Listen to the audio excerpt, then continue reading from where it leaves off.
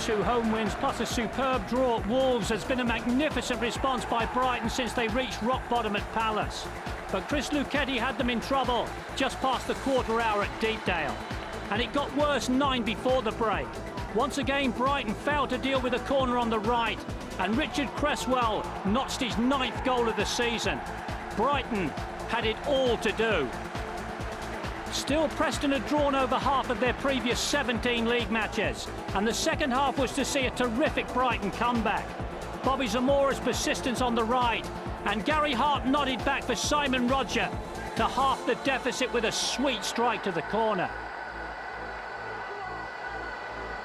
And Zamora was to have a say in the equaliser as well. 19-year-old Steve Sidwell, in his 3rd match on loan from Arsenal, released through the middle, and Brighton's unbeaten run now goes to 4 matches. Preston 2, Brighton 2. Mark Tompkins, Nick London and Mick Conway, your guides there. Nottingham Forest are pulling up trees at the moment into 3rd place with the best home goal-scoring record in the country. 26 goals so far at the City Ground equals their total at home for the whole of last season. Martin Fisher reports from Fortress Forest.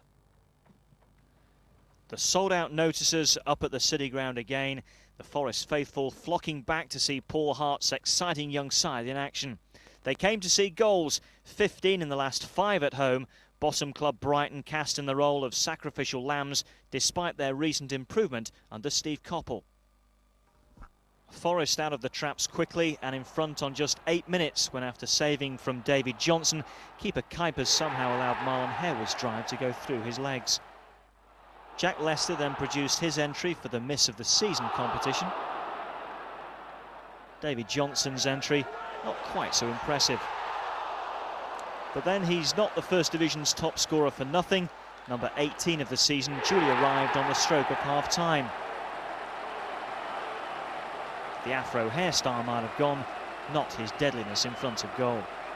I'd had a bit of rush of blood on Monday, and I just thought I'd get it off, and I'm not too fussed. It's a bit cold though. His missus hates it, but I just wear a hat most days. I've said it before, he's getting his rewards for the hard work he's put in, and you know, other people are getting goals as well. You know, Marlon's starting to weigh in with a few, Jack's getting a few at the moment. Hart had tried to take Jack Lester off early in the second half.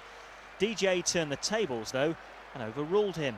Marlon said that he had a calf problem, and there's no point in Marlon carrying on, and I just told the manager, and I think he got a bit flustered there, and Jack went on and scored the goal. It was Jack's 5th goal in 4 home games, prompting the Trent End's chant of "there's only one decent Leicester." 3 up, many expected the goals to flow. They did, but at the other end, Steve Sidwell, and then this cracker from Nathan Jones, providing a late scare for Forest. We had enough chances throughout the game to be comfortable, and in the end, we haven't played well all night, but we've just got enough to see us through. Hart not completely satisfied then, but Forest's 10th win of the season, enough to take them 3rd in the First Division table, and that's their highest position since relegation 3.5 years ago. Well, Forest going really well, aren't they? And no one better than David Johnson at the moment, Ray. I think the best passing side in our division by really far. 5 points separate the bottom 4. Wimbledon down 4 places to 16 after losing their unbeaten record at Pride Park. Preston and Millwall both up 2 places. At the top, Leicester failed to close the 7-point gap to Portsmouth. Forest go above Norwich, and Reading move up 2 to 5th. And Reading will be looking to make it 6 wins in a row at Brighton. Alan Pardew's men haven't conceded a goal now for 8.5 hours. Preston were the last team to beat them, and they go to Coventry. Stoke's Tony Pulis revisits another former club for him.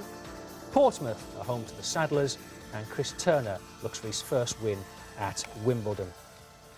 After the break, to the 2nd Division, including nothing dire about this for Barnsley at Peterborough.